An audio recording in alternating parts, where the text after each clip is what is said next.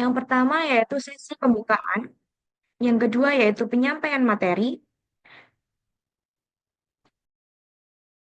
yang ketiga yaitu sesi tanya jawab, dan yang terakhir yaitu sesi penutup.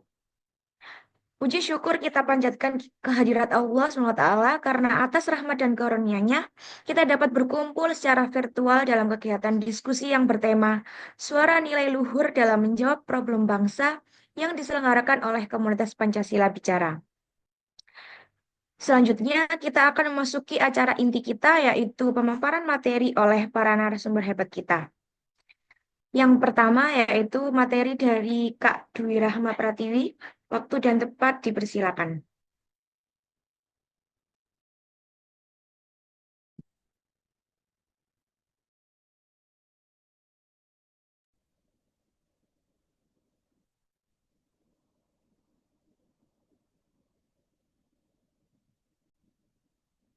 Bisa di slide sebelumnya, Mbak, yang bagian gambar Garuda. Nah, ya, terima kasih moderator. Baik, eh, di sini saya sebagai pemateri satu mengenai dari kelompok Pancasila Bicara.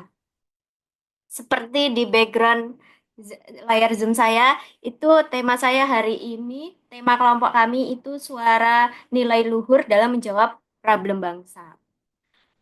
Karena saya lihat di sini pesertanya rata-rata anak kewarganegaraan semua ya, civic education. Jadi saya di sini ingin membahas sedikit di atas dari eh, pemahaman seperti itu. Jadi kita bukan yang hanya memahami maknanya, tapi kita bisa nilai Pancasilanya itu bisa diimplementasikan dalam kehidupan berbangsa dan bernegara. Seperti itu. Ya, seperti rekan-rekan lihat di sini ada Garuda Pancasila. Nah, isi ini di tengah ini, isi sila-sila Pancasila pada hakikatnya merupakan suatu kesatuan, di mana dasar filsafat negara Indonesia itu terdiri atas 5 sila yang masing-masing merupakan suatu asas peradaban. Namun demikian, sila-sila Pancasila itu merupakan suatu kesatuan yang utuh, satu kesatuan yang bulat. Artinya, setiap sila merupakan unsur atau bagian yang mutlak dari Pancasila dan tidak bisa diubah oleh pihak manapun. Ini berarti Pancasila itu merupakan suatu kesatuan yang majemuk tunggal. Konsekuensinya, setiap sila tidak dapat berdiri sendiri, terlepas dari sila-sila lainnya. Next, Mbak, moderator.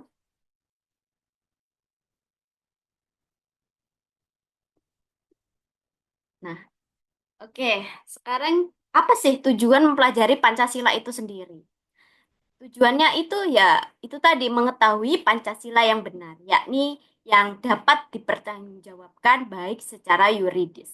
Secara yuridis, konstitusional, karena itu Pancasila kan adalah dasar negara ya, yang dipergunakan sebagai pengatur atau menyelenggarakan pemerintahan negara. Secara objektif ilmiah, karena Pancasila adalah suatu paham filsafat, yang berarti tuh uraiannya tuh harus logis dan dapat diterima oleh akal sehat. Nah, oleh karena itu, kita sebagai mahasiswa itu harus paham mengenai Pancasila dan bagaimana pengimplementasiannya dalam kehidupan berbangsa dan bernegara. Next.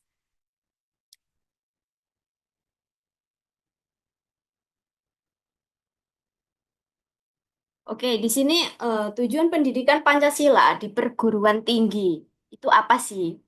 Nah, yang pertama itu adalah dapat memahami dan mampu melaksanakan jika Pancasila dan Undang-Undang Dasar 1945 dalam kehidupan sebagai warga negara. Yang kedua, menguasai pengetahuan tentang beragam masalah dasar berkehidupan masyarakat, berbangsa, dan bernegara yang hendak diatasi dengan penerapan pemikiran yang berlandaskan Pancasila dan Undang-Undang Dasar 1945.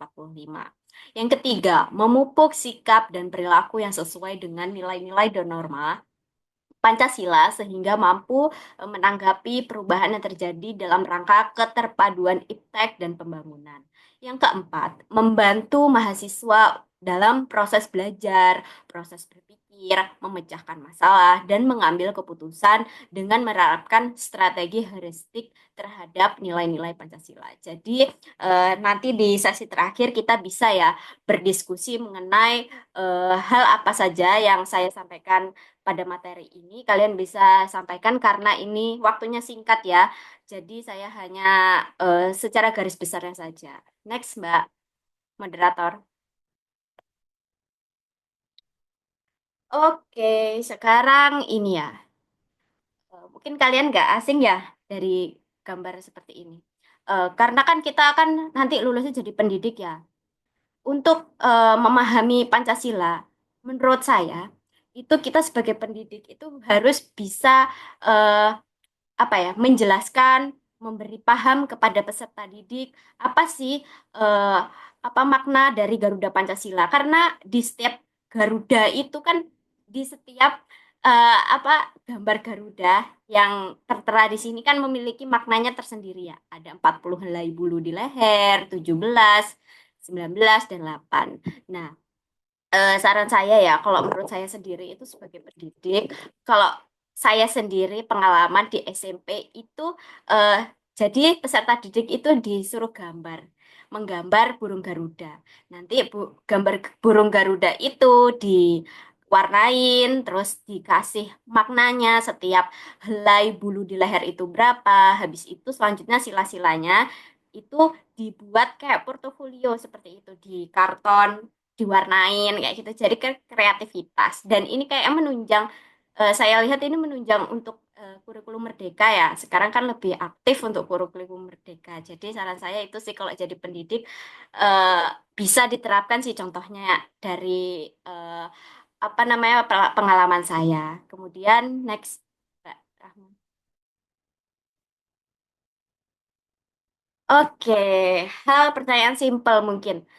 Kenapa sih Pancasila itu tidak boleh dihilangkan salah satu silanya? Ya, karena susunan Pancasila adalah hierarki dan berbentuk piramidal. Jadi segitiga seperti ini. Dan semakin ke atas itu semakin mengerucut dan semakin rancu.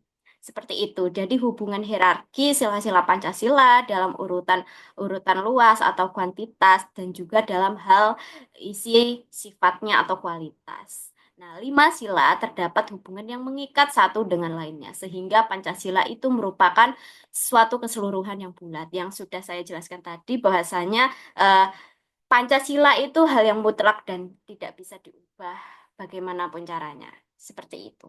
Next.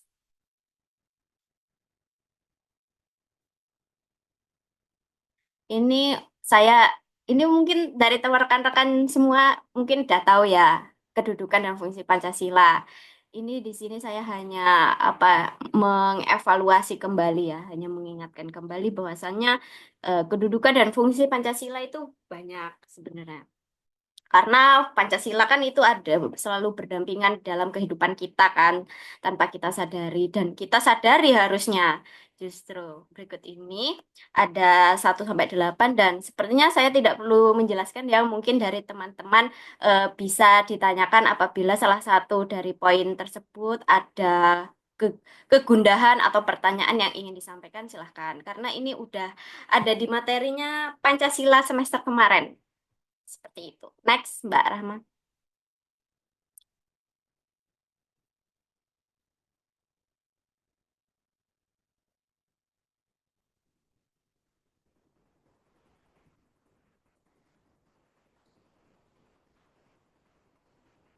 Oke, sekarang masuk di makna sila satu, yaitu ketuhanan yang Maha Esa. Arti dan makna sila ketuhanan yang Maha Esa, manusia itu sebagai makhluk yang ada di dunia, ini seperti halnya makhluk lain yang diciptakan oleh Allah, oleh Tuhan, oleh pencipta. Nah, pencipta itu adalah kuasa yang prima yang mempunyai hubungan dengan penciptanya. Manusia sebagai makhluk yang diciptakan itu wajib melaksanakan perintah Tuhan dan menjauhi larangannya. Arti dan makna sila ketuhanan yang Maha Esa ini ada beberapa poin. Ini secara ringkas aja ya, ada beberapa poin. Yang pertama itu percaya dan takwa kepada Tuhan Yang Maha Esa sesuai dengan agama dan kepercayaan masing-masing menurut dasar kemanusiaan yang adil dan beradab. Kemudian eh, hormat dan menghormati serta bekerja sama antara pemeluk agama dan penganut kepercayaan yang berbeda-beda sehingga terbina eh, kerukunan hidup. Ketiga, saling menghormati kebebasan menjalani ibadah sesuai dengan agama dan kepercayaannya masing-masing. Yang keempat, itu tidak memaksakan suatu agama dan kepercayaannya kepada orang lain. Jadi kita harus ada sisi hablum minallah dan hablum minannas. Seperti itu, ada hubungan baik antara pencipta dan manusia sesama. Seperti itu. Next. Oke, sila yang kedua. Kemanusiaan yang adil dan beradab. Ini ada beberapa poin saya ambil contoh ya.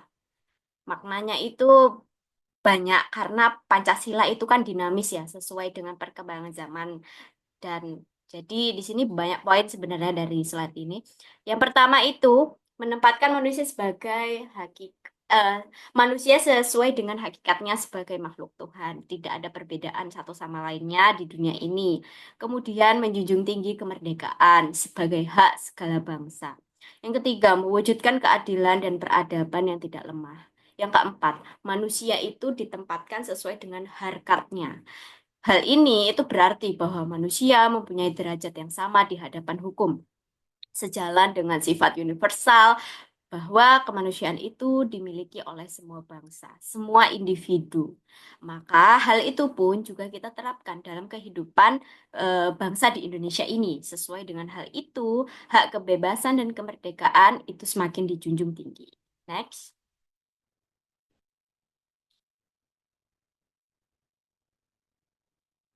Nah, ini poin berikutnya ya, banyak sekali ya dari sila kedua.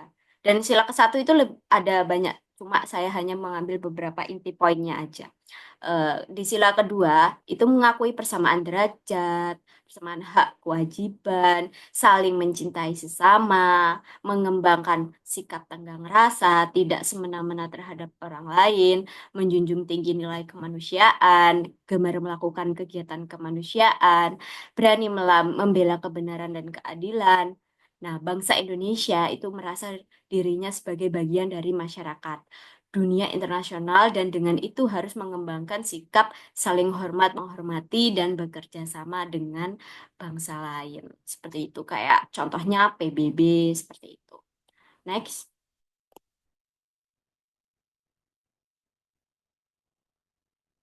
Oke, sekarang sila ketiga Persatuan Indonesia. Pokok-pokok pikiran yang perlu dipahami antara lain adalah nasionalisme, cinta bangsa dan tanah air, terus kemudian menggalang persatuan dan kesatuan bangsa, kemudian menghilangkan penonjolan kekuatan atau kekuasaan, walaupun perbedaan atau perbedaan keturunan, warna kulit, menumbuhkan itu rasa senasib sepenanggungan. Karena kita merupakan kesatuan Nusantara ya, bangsa Indonesia memiliki beragam budaya, beragam perbedaan, jadi kita harus bersatu bersama. Makna persatuan hakikatnya adalah satu, yang artinya bulat, tidak terpecah. Jika persatuan Indonesia dikaitkan dengan pengertian modern sekarang ini, maka disebut nasionalisme. Oleh karena rasa satu yang sedemikian kuatnya, maka timbullah rasa cinta bangsa dan tanah air. Contohnya ini, yang pertama itu menjaga persatuan dan kesatuan negara NKRI. Yang kedua, rela berkorban demi bangsa dan negara. Yang ketiga, cinta akan tanah air. Yang keempat, berbangga sebagai bagian dari Indonesia. Yang kelima adalah memajukan pergaulan demi persatuan dan kesatuan bangsa yang berbineka tunggal ika. Next.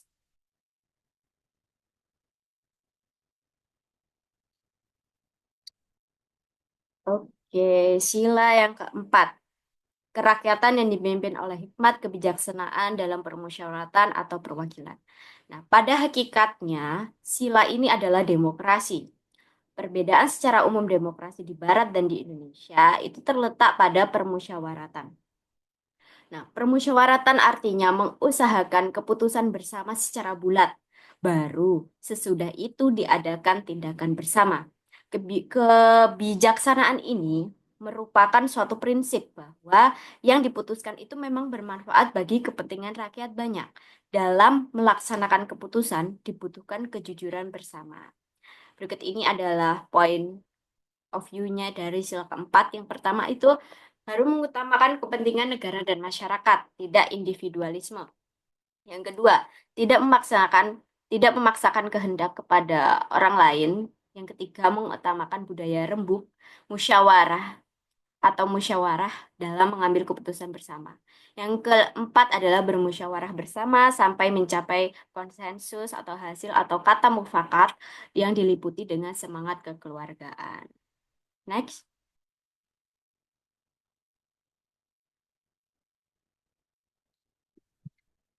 Oke, sekarang sila yang kelima, yang terakhir. Keadilan sosial bagi seluruh rakyat Indonesia. Yang pertama itu ada bersikap adil terhadap sesama, menghormati hak orang lain, menolong sesama, menghargai orang lain, melakukan pekerjaan yang berguna bagi kepentingan umum dan bersama. Nah, kemudian keadilan berarti adanya persamaan dan saling menghargai karya orang lain.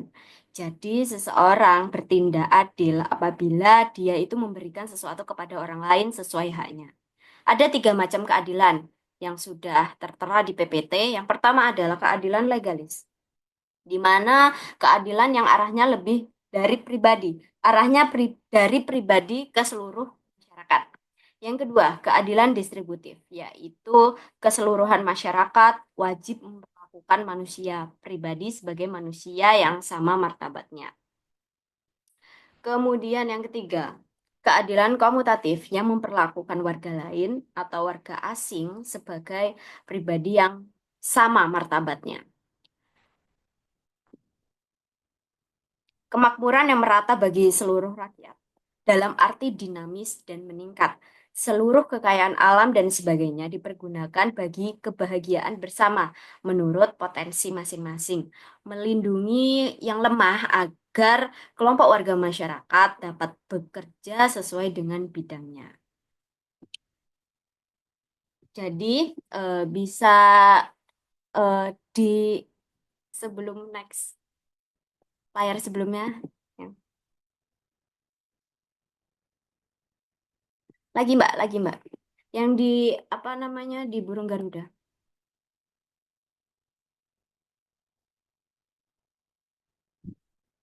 Nah, eh, tadi ini tadi ini terakhir ya saya menjelaskan di bagian sila kelima.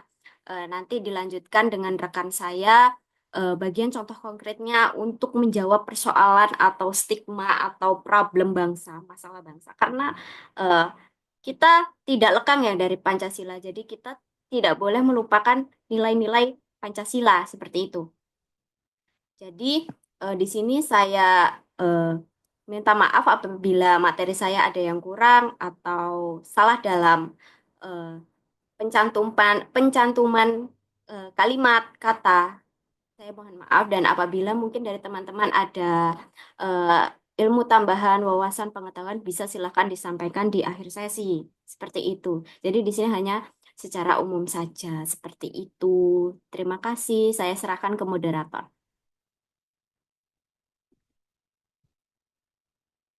Baik, terima kasih Mbak Dwi atas penyampaian materinya. Selanjutnya yaitu penyampaian materi yang kedua dari Kak Nesia. Waktu dan tempat dipersilakan. Baik, terima kasih. Dengan saya Nesya Aliarani. Di sini saya akan melanjutkan materi yang kedua. Sebelum kita membahas mengenai contoh konkret dari pelanggaran sila ini, kita akan membahas terlebih dahulu mengenai problem bangsa sesuai dengan judul kita yaitu suara nilai luhur dalam menjawab problem bangsa.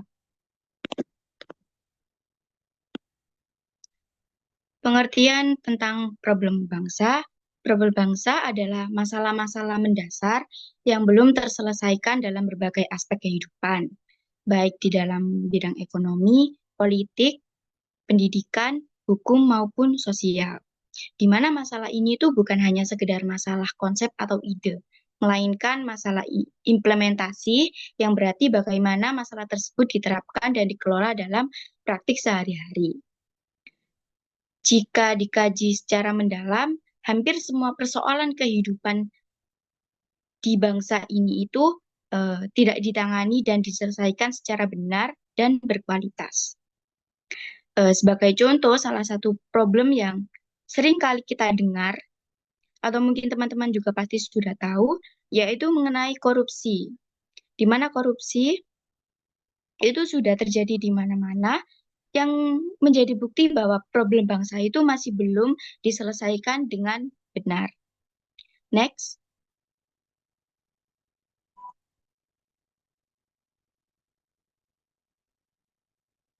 Nah, di sini ada penjelasan mengenai korupsi.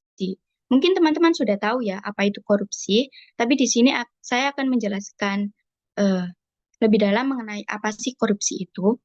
Korupsi berasal dari bahasa Latin yaitu corruptus dan corruption yang artinya adalah buruk, bejat, menyimpang dari kesucian, atau memfitnah. Sedangkan dalam buku Black Law Dictionary di modul tindak pidana korupsi KPK, korupsi adalah suatu perbuatan yang dilakukan dengan sebuah maksud untuk mendapatkan beberapa keuntungan yang bertentangan dengan tugas resmi dan kebenaran-kebenaran lainnya.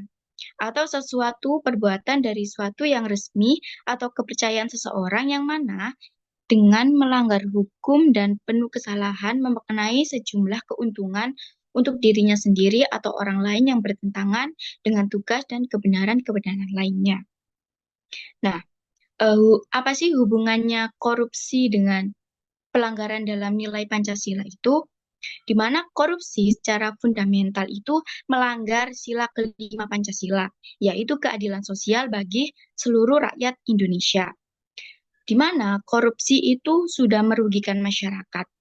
Karena tindakan ini merusak keadilan dan kesejahteraan sosial, sehingga sangat bertentangan dengan prinsip makna pada nilai sila kelima Pancasila.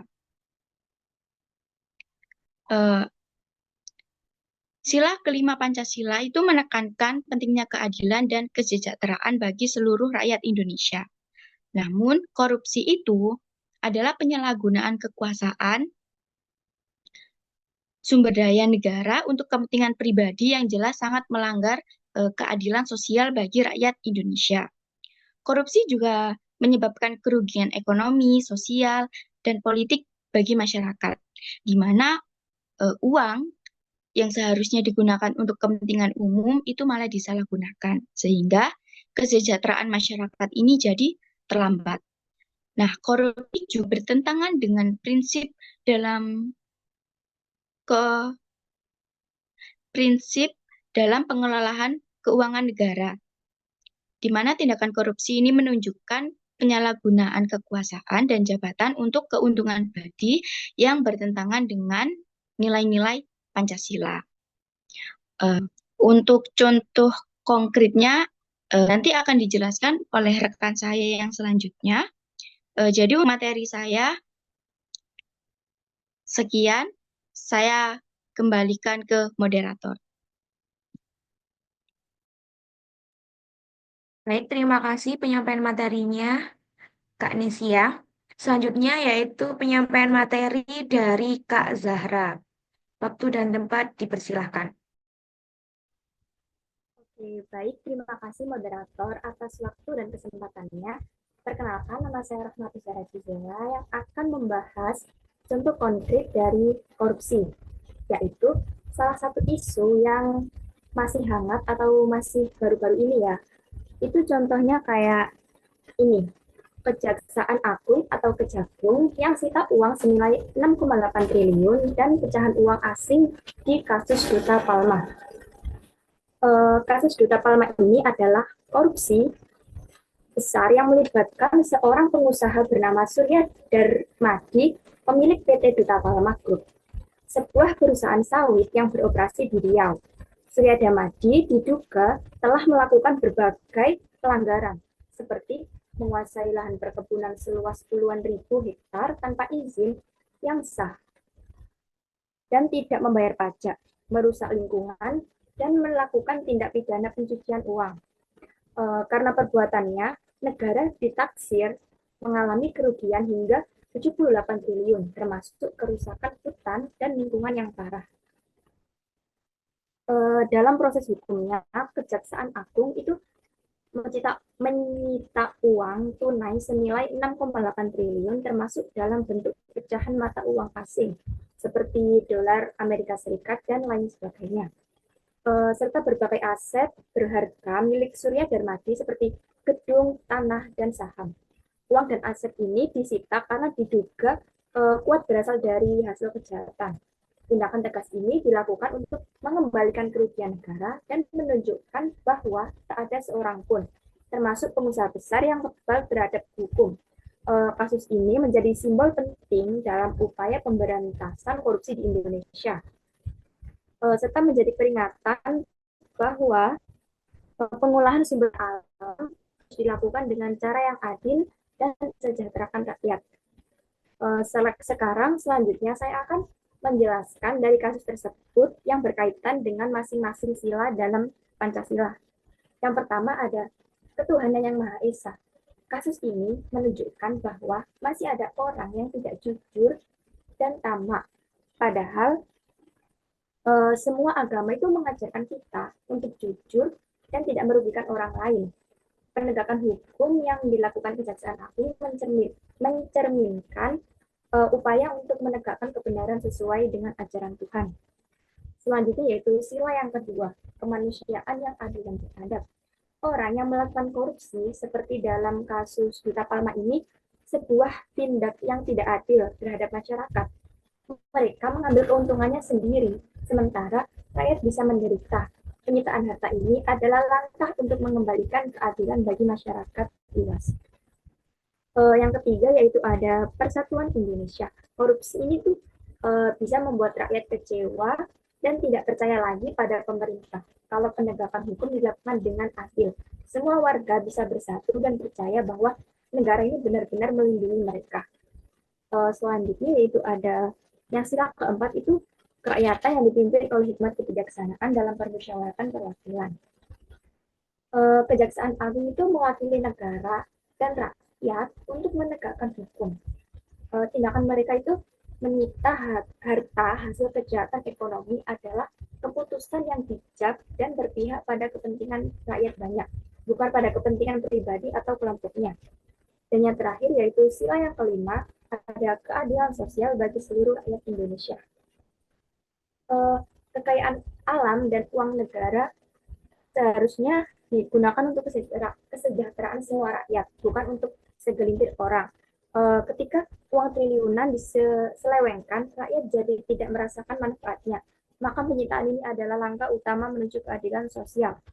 Dapat kita simpulkan bahwa apa yang dilakukan Kejaksaan Agung dalam kasus Duta Palma ini menunjukkan bahwa negara berusaha menegakkan keadilan dan melindungi kekayaan negara agar bisa dimanfaatkan untuk kepentingan rakyat. Mungkin ini saja yang bisa saya sampaikan dari contoh konkretnya, dan mungkin dari audiens di sini ada yang tahu mengenai isu-isu terhangat saat ini yang ada kaitannya dengan makna Pancasila bisa disampaikan ke kita di sesi akhir. Itu saja dari saya kembalikan ke moderator. Baik, terima kasih penyampaian materinya Kak Zahra. Selanjutnya yaitu penyampaian materi dari Kak Irfan. Waktu dan tempat dipersilakan.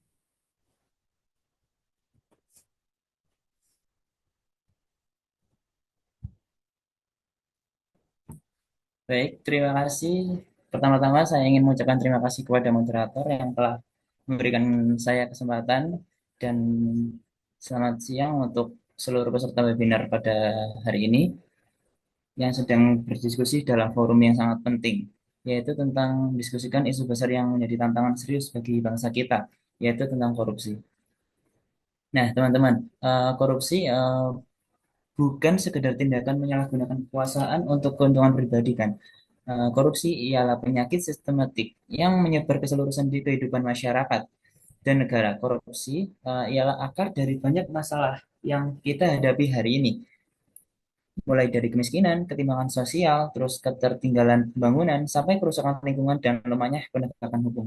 Hukum. Teman-teman merasa itu tidak?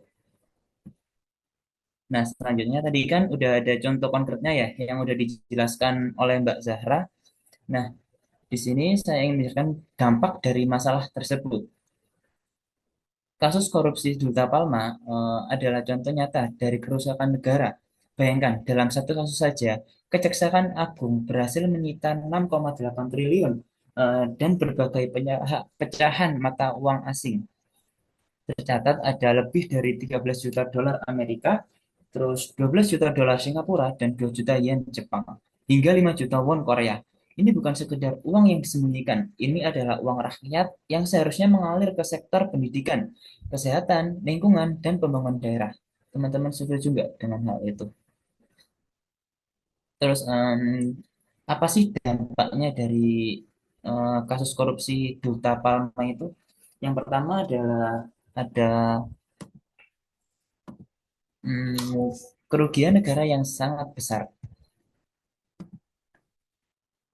Kerugian negara yang sangat besar ini menghambat program-program strategis nasional. Uang sebesar itu bisa digunakan untuk membangun ribuan seperti kayak eh, sekolahan, terus baru yang di pelosok negeri. Terus juga memperbagi layanan rumah sakit daerah atau menyediakan air bersih untuk jutaan warga desa yang masih kekurangan akses sanitasi. Terus yang kedua, ada praktik korupsi yang menjalar pada korporasi besar. Nah, kasus ini menunjukkan bagaimana praktik korupsi sudah menjalar pada level korporasi besar yang memiliki relasi kuat dengan elit kekuasaan dan bisa menyembunyikan hasil korupsinya di lintas negara. Artinya, kita bukan hanya menghadapi korupsi individu, tetapi kita menghadapi korupsi yang terstruktur, sistematis, dan masif.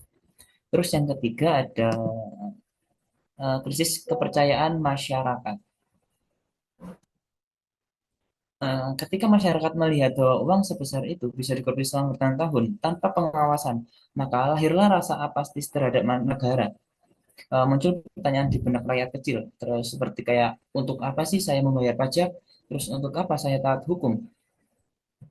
Terus yang keempat ini ada penderitaan masyarakat adat serta masyarakat lokal.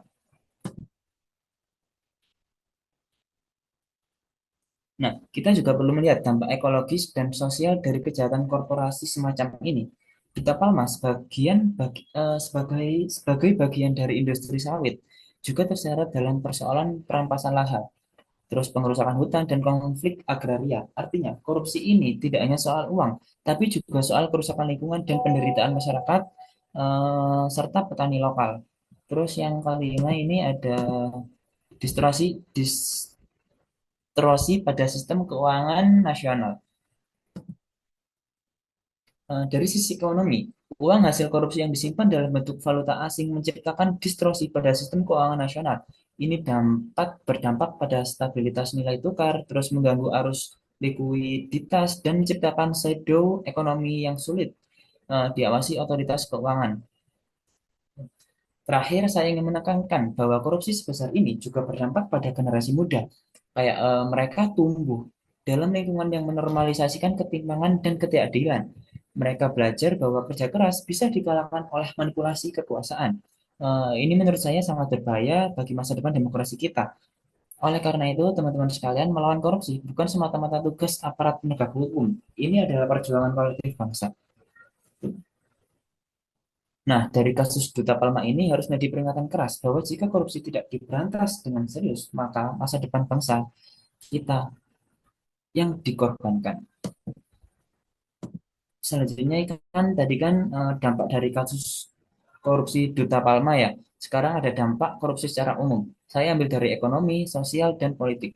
Yang pertama dari sistem ekonomi, yaitu menurunnya kepercayaan kayak investor. Terus yang kedua, dan meningkatnya biaya dan ketidakefisien bisnis. Dan yang ketiga ada penghambat distribusi anggaran publik. Terus yang ketiga ada sosial. Yang pertama ada perampasan kayak hak masyarakat, terus yang kedua ada penurunan kualitas layanan publik, terus yang ketiga ada memperparah kemiskinan dan ketimpangan sosial yang ada di dalam negeri ini. Terus ada saya ambil politik. Yang pertama ada merusaknya fondasi demokrasi. Yang kedua ada melemahkan institusi pemerintahan. Yang ketiga ada penyalahgunaan kekuasaan. Cukup itu pemaparan materi dari saya. Mohon maaf bila ada salah kata dan kayak ketataan bahasa saya serahkan kepada moderator. Terima Bagaimana Pancasila dapat diadaptasi untuk menghadapi tantangan-tantangan baru yang muncul di masa depan, tetapi tanpa mengorbankan nilai-nilai fundamentalnya? Untuk pertanyaan saya akan saya tulis di kolom chat. Baik, terima kasih banyak Mbak Iza atas pertanyaannya. Berikan waktu untuk kelompok kami berdiskusi.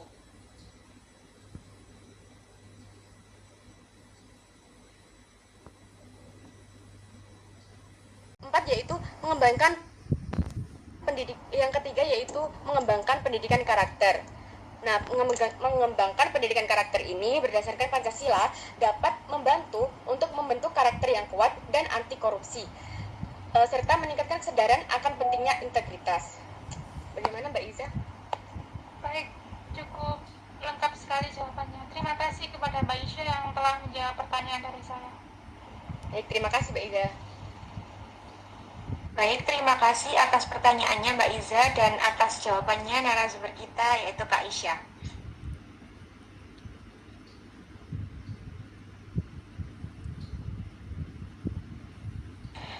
Baik, hadirin sekalian, tidak terasa kita sudah sampai di penghujung acara. Terima kasih banyak kepada para narasumber kita yang atas wawasan yang luar biasa. Juga kepada teman-teman yang berpartisipasi aktif dalam webinar kali ini. Semoga apa yang telah disampaikan hari ini dapat menambah pengetahuan dan menjadi inspirasi dalam menanamkan nilai-nilai luhur Pancasila dalam kehidupan berbangsa dan bernegara. Saya selaku moderator mohon maaf jika ada kekurangan saat memandu jalannya acara pada siang hari ini. Saya akhiri. Wassalamualaikum warahmatullahi wabarakatuh. Waalaikumsalam warahmatullahi wabarakatuh.